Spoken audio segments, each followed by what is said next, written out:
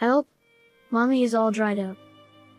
I felt a sense of unease as I answered the early morning call. It was an SOS from my 5-year-old grandson. What do you mean?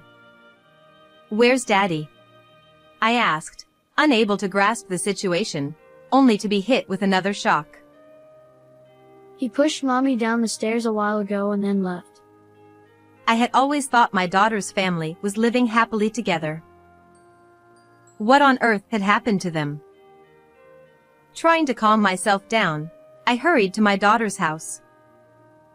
Little did I know then that I would soon be caught up in such a dreadful incident. I bolted out of the house upon receiving a call from Connor, gripping the steering wheel with confusion. It dawned on me that Maggie, my daughter, had been acting strangely lately. She seemed withdrawn, spoke less, and appeared thinner each time we met.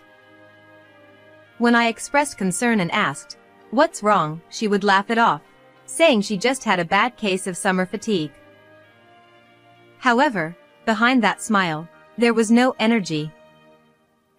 Despite my worry, I regretted not paying more attention, fearing I might interfere too much. With these thoughts in mind, I arrived at my daughter's house and let myself in with the spare key I had. Inside the house, not a sound could be heard, so I called out Maggie and Connor's names loudly as I made my way to the living room. What's going on here? I couldn't help but cover my mouth in shock and stood frozen in place. Despite it being the height of summer, the living room was tightly shut, and inexplicably, the heating was on. Inside the room, which was steaming like a sauna, my daughter and grandson lay collapsed with flushed faces. Maggie. Connor. Stay with me.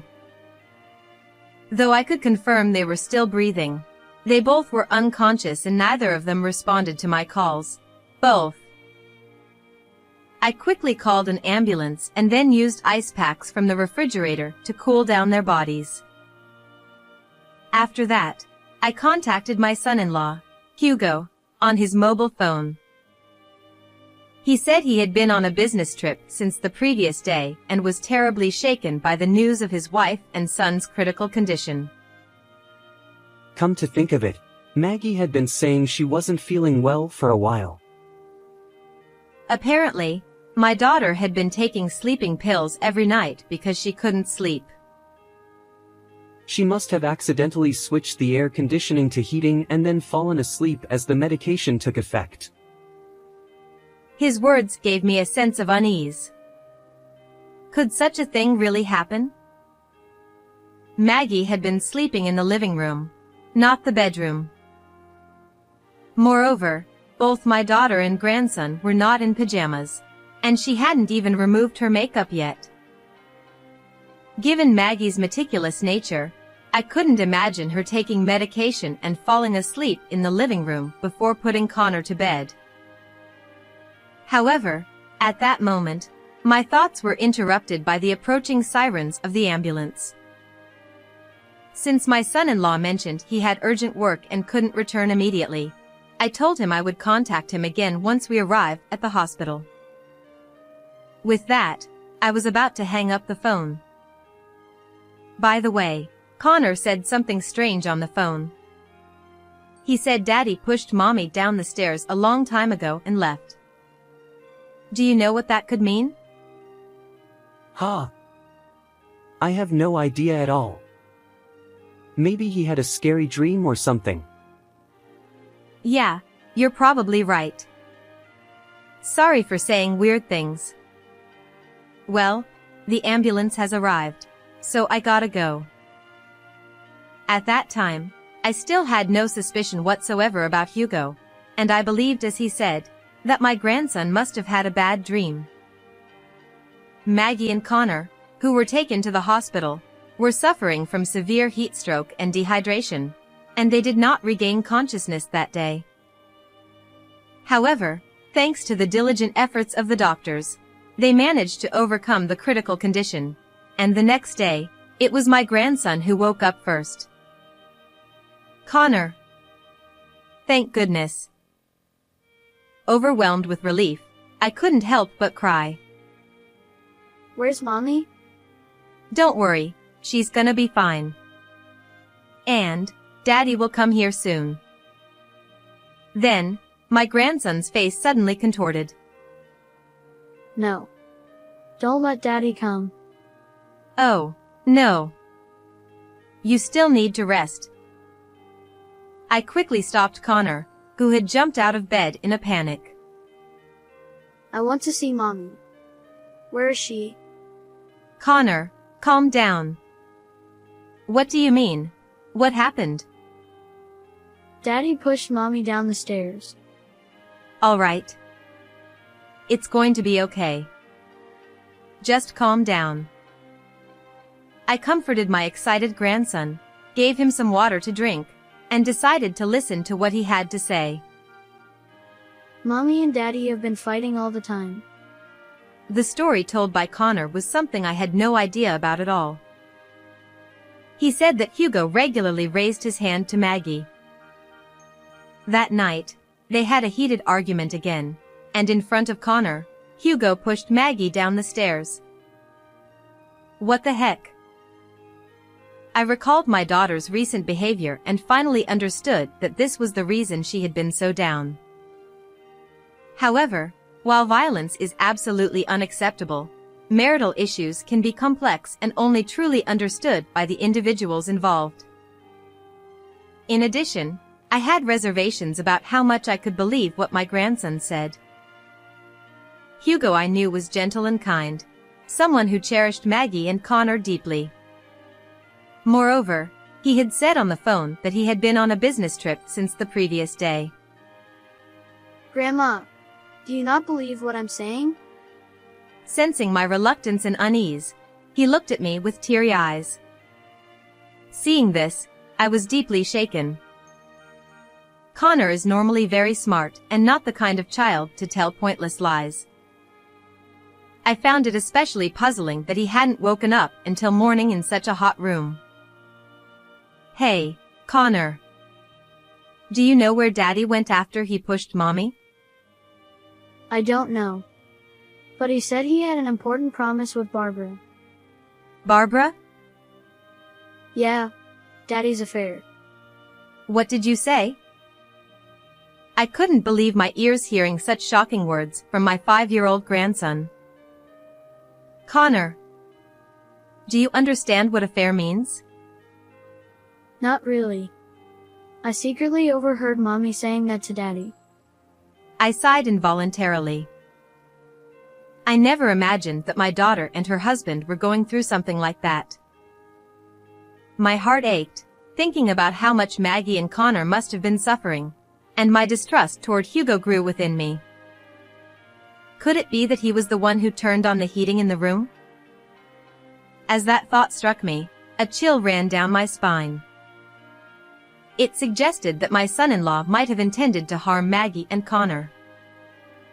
I hurriedly tried to dismiss such a terrifying idea, thinking it couldn't possibly be true, but the suspicions kept growing stronger and stronger. Hey, Connor. Take a deep breath and try to remember slowly. Did Daddy give you anything before he left the house? Like medicine or something? My question made my grandson pause and think for a moment. I remember it now. He gave me juice. I knew it. Did you drink it? Yeah, I did. I told him I didn't want it because I was worried about Mommy. But Daddy had a scary look on his face and told me to drink it. At that moment, my grandson seemed to recall what had happened, and started crying. Okay. I'm sorry for asking you something difficult. You're safe now. I was deeply confused, but tried to comfort my grandson by rubbing his back and gently stroking his head. After a while, Connor seemed to calm down and fell asleep again. Afterward, I went alone to my daughter and son-in-law's house. Before my grandson fell asleep at the hospital, he had told me something important. He mentioned that just before the incident, She was doing something on her phone. I thought there might be some clues there, so I wanted to check it out. And indeed, my suspicion was correct. It seemed that Maggie had been recording conversations with Hugo. When I pressed the play button, intense arguing between the couple played from her phone. Then, I heard Maggie shout, "Stop," followed by a loud crashing noise. Furthermore, the recording vividly captured Connor's crying and Hugo's forcefully making him drink the juice. I knew it. Hugo was trying to kill Maggie and Connor. Driven by uncontrollable anger, I was going to stand up with crucial evidence in hand, intending to go to the police. However, in the next moment, I felt a sharp impact to the back of my head and lost consciousness. How much time passed after that, I wonder. I woke up with an excessive heat and was astonished to see an unbelievable sight. The house was on fire. I panicked and tried to get up in a hurry, but the next moment, I froze in terror. My hands and feet were bound tightly with thick ropes, and I realized I couldn't move. "Someone, help me!" I shouted at the top of my lungs, but I was alone in the sealed house. My voice didn't reach outside. Surrounded by rising smoke, my throat parched. The suffocating fear overcame me to the point where I could no longer let out my voice. Ah. It's over. But just as I felt despair in this dire situation, suddenly the window glass shattered, and someone jumped into the room, saving me.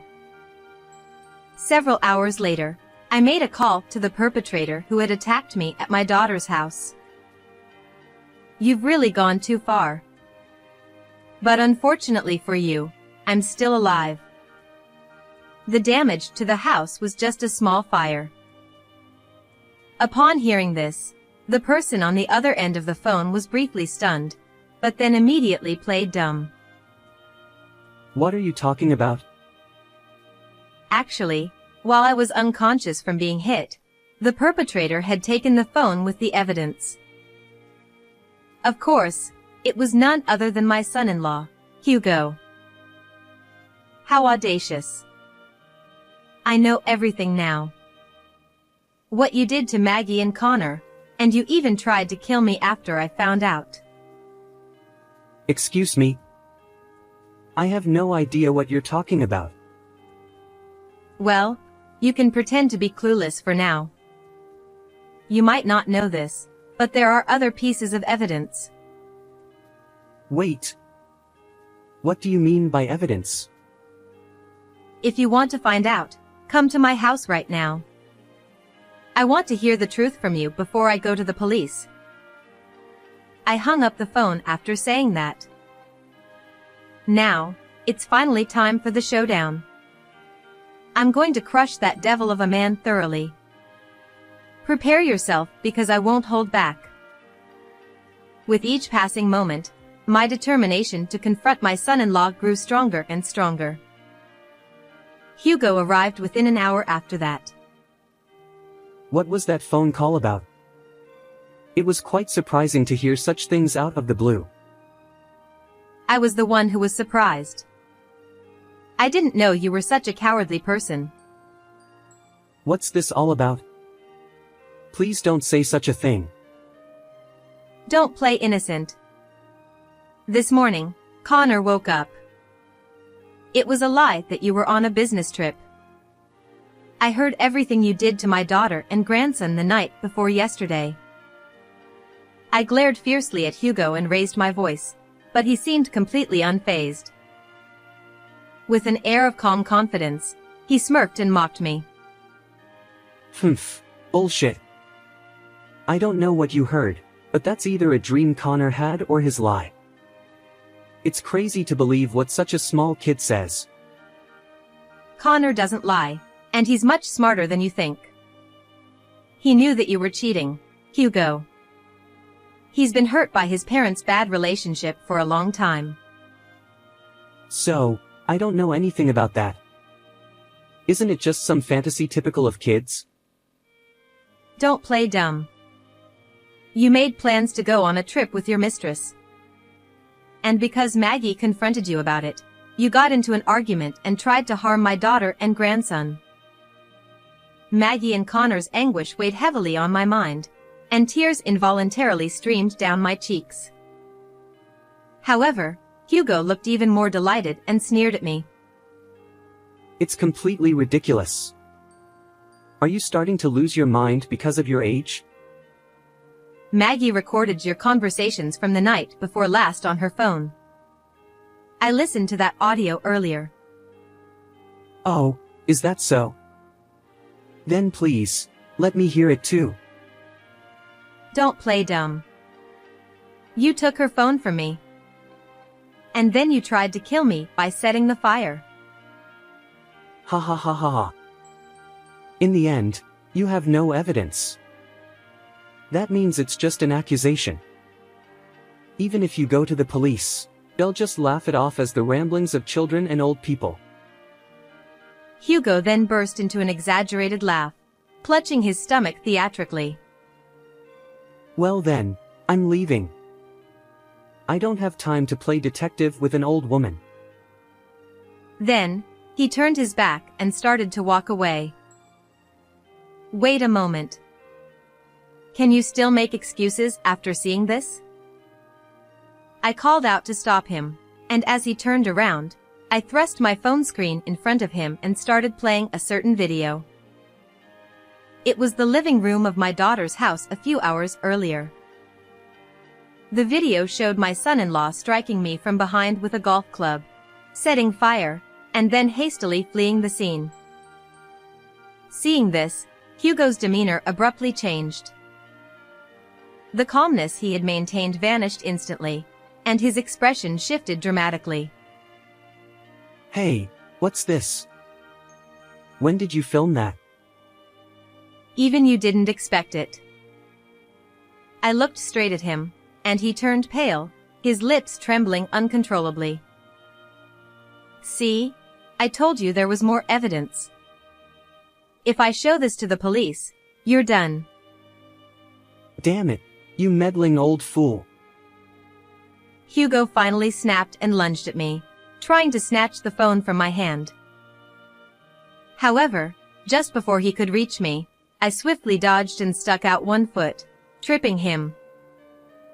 Damn. Hugo lost his balance and stumbled, hitting his leg hard against the table and collapsing in pain. You damn old hag. I can't forgive you for this. He stood up, eyes bloodshot, and began to slowly approach me, loosening his tie. Watching his every move, I positioned myself to be able to escape in either direction, while continuing to confront Hugo. Finally showing your true colors, aren't you? It was the same the night before last, wasn't it? You got angry when Maggie accused you of cheating and pushed her down the stairs, right? Yeah, that's right. She was nagging so much, I couldn't stand it. And you deliberately switched the air conditioner to heating, didn't you? That's right, I did it. Before that, I secretly put sleeping pills in her drink, so I expected her to sleep until morning. You coward. Why would you do that? If you hated Maggie so much, you should have just divorced her. Inside my heart, intense sadness swirled. My precious daughter had been treated like trash, and I couldn't help but feel sorry for her.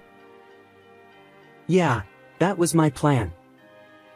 But then Maggie started talking about demanding alimony. She had been a stay-at-home mom all this time, living an easy life on my dime. She had some nerve, that woman. Even so, that doesn't justify dragging Connor into this. He's your child. I met another woman. Connor was in the way of starting a new life with her. You monster. Say whatever you want. With those words, my son-in-law shouted and took advantage of my momentary distraction to lunge at me. I instinctively twisted my body, but the next moment, I was caught from behind and restrained tightly. Should have just cooperated from the start. Making me go through this trouble. Hugo said as he began to wrap the tie he had in his hand around my neck. Stop this now. Even if you do this, Maggie will tell everything you've done once she wakes up. Don't worry, you'll soon join her. Hope you meet again in the afterlife. Stop. It hurts. His grip on the tie tightened, and my vision started to blur. Stop right there. At that moment, the sliding doors leading to the back room opened, and a woman holding a video camera burst into the room. I've recorded everything you've done. It's over. Now, let go of her. My goodness, Barbara. What are you doing here? In the next moment, Hugo seemed to forget about me completely and stood frozen, looking as if he'd been caught red-handed. And no wonder. It turned out that Barbara, his mistress hiding in the next room, had been secretly recording every despicable act of his. Our meeting happened just 2 hours ago. I found myself in a dire situation, engulfed in flames at my son-in-law's house. The one who burst in and rescued me was her. As it turns out, Barbara had been deceived by Hugo into believing he was single, and they had been dating all along. However, suspicious of his behavior, Barbara had doubts and decided to secretly follow Hugo after their vacation together. She traced him to my daughter's house. She went to the backyard and peeked into the house through the curtains, and what she saw was beyond belief. Barbara, frozen with fear upon discovering his true nature, quickly recorded his actions on her smartphone. However, upon seeing flames erupt, she snapped back to reality, smashed through the window, and used a fire extinguisher to put out the fire, and saved me. Afterwards, having confessed everything, we decided to team up and seek revenge on Hugo together. How dare you deceive me all this time, lying about being single. And to think you were capable of such terrifying things. I'm deeply disappointed in you. No, it's not like that. It was all for you. Huh? What are you saying? Don't blame others. I love you. Please, help me out. If we can get rid of her, we can be together. This is no joke. Besides, it's too late now. At that moment, as if on cue, the sirens of a police car that Barbara had secretly called could be heard. Hey! Why did you call the cops? My life is going to be ruined. What are you saying at this point? You brought this upon yourself. Please. Please let me go. Hugo, who had been so confident just moments ago, now knelt on the ground, crying. Barbara, please. Help me. We loved each other so passionately. Stop it. You disgust me. You are the greatest regret of my life. She said dismissively and turned away. Then, as if he had never treated me so terribly, he suddenly changed his attitude and clung to me desperately. Please forgive me. I'll spend the rest of my life making it up to Maggie and Connor. Huh? If you want to, do it behind bars. Please don't say that. I will change my ways from now on. I let out a big sigh. Listen, there's no from now on with you. We will never forgive you. Never show your filthy face in front of us again. Barbara and I handed over the sobbing son-in-law to the police. Then, we watched as Hugo, now in handcuffs, was pushed into the police car, and we high-fived each other. Afterward, my son-in-law received a prison sentence and was locked up behind bars. I received $15,000 in compensation from him for the attempt on my life. My daughter regained consciousness, and eventually, her divorce from Hugo was finalized. She claimed $20,000 in compensation and $100,000 in child support. He was also demanded to pay compensation by his affair partner Barbara, and sold the house to cover these payments, but it seems he ultimately ended up in debt. Having been cut off by his parents, he faces a bleak future even upon release from prison. Meanwhile, on my side, I started a new life with my daughter and grandson, living together in my home. Maggie started working to raise Connor well. With my daughter by my side, I'll protect my grandson's smile for as long as I can.